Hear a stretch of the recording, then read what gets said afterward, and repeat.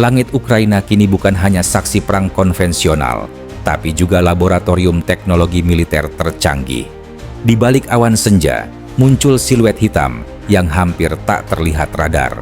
Itu adalah Su-57 Rusia, jet generasi kelima, yang akhirnya ikut beraksi di medan tempur.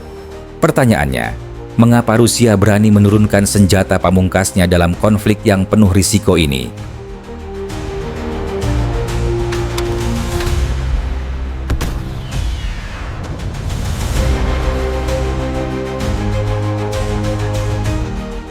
Su-57 adalah jawaban Rusia terhadap dominasi udara Amerika. Dirancang untuk menandingi F-22 Raptor dan F-35 Lightning II, pesawat ini menggabungkan teknologi stealth, radar AESA, super maneuverability, dan persenjataan canggih.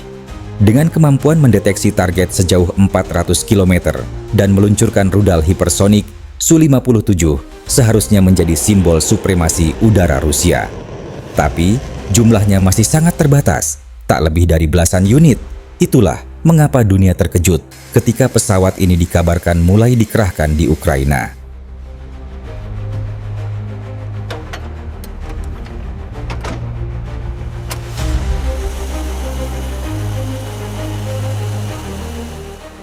Ada 3 alasan utama. Pertama, uji tempur nyata. Rusia ingin tahu bagaimana Su-57 menghadapi radar dan rudal modern Barat. Kedua, menembus pertahanan udara Ukraina. Sistem Patriot, NASAMS, dan Iris-T terlalu berbahaya untuk jet generasi lama. Ketiga, platform rudal jarak jauh. Su-57 bisa meluncurkan serangan presisi dari wilayah Rusia tanpa harus masuk terlalu dalam ke udara Ukraina.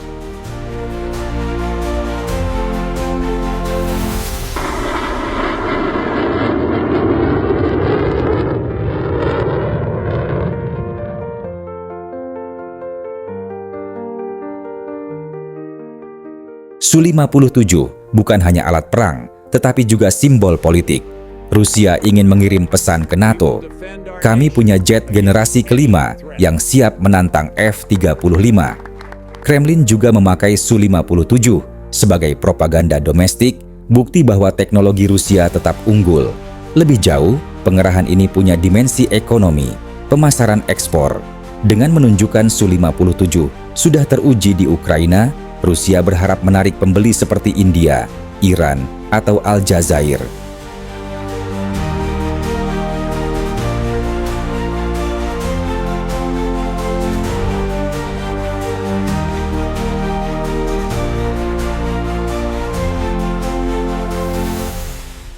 Perang Ukraina adalah laboratorium berharga.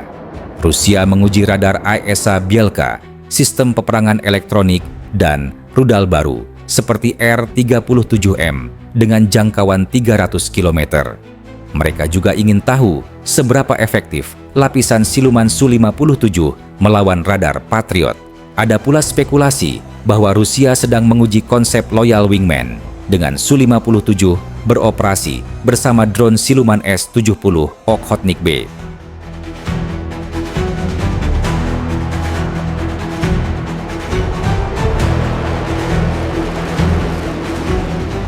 Meski sudah diturunkan, Rusia sangat berhati-hati.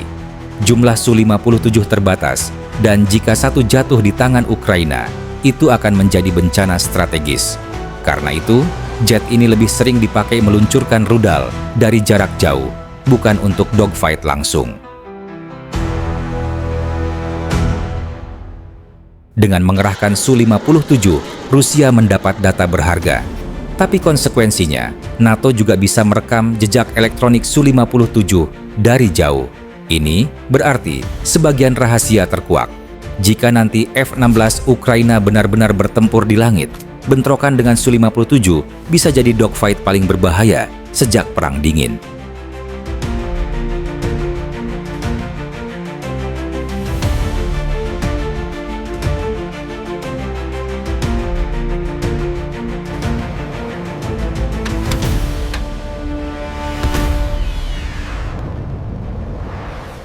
Apakah Rusia sengaja menahan kekuatan penuh Su-57 hanya untuk NATO?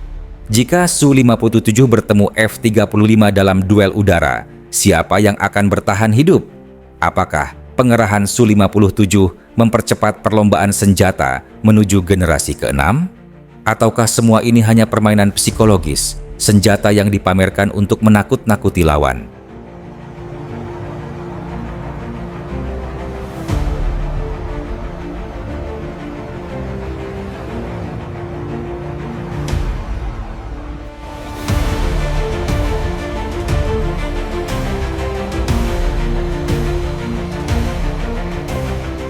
Su-57 di Ukraina adalah lebih dari sekadar pesawat. Ia adalah simbol perubahan dalam perang modern. Rusia menggunakannya sebagai uji coba, propaganda, sekaligus sinyal ancaman. Dan setiap kali Su-57 lepas landas, dunia bertanya-tanya, apakah hari ini kita akan menyaksikan pertempuran udara paling berbahaya abad ke-21?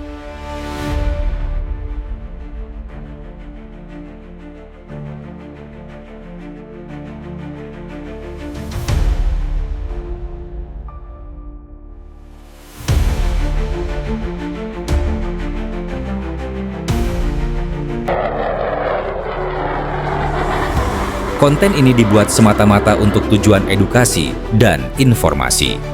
Konten ini dimaksudkan untuk memberikan wawasan berdasarkan data terverifikasi, sumber yang kredibel, dan analisis yang cermat.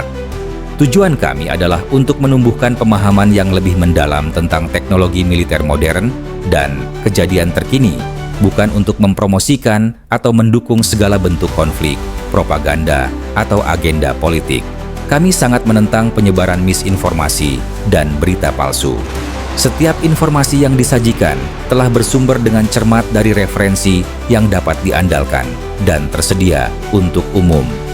Kami mendorong pemirsa untuk mendekati topik dengan pemikiran kritis dan menghormati semua pihak yang terlibat, dengan tetap berfokus pada berbagi pengetahuan dan diskusi terbuka.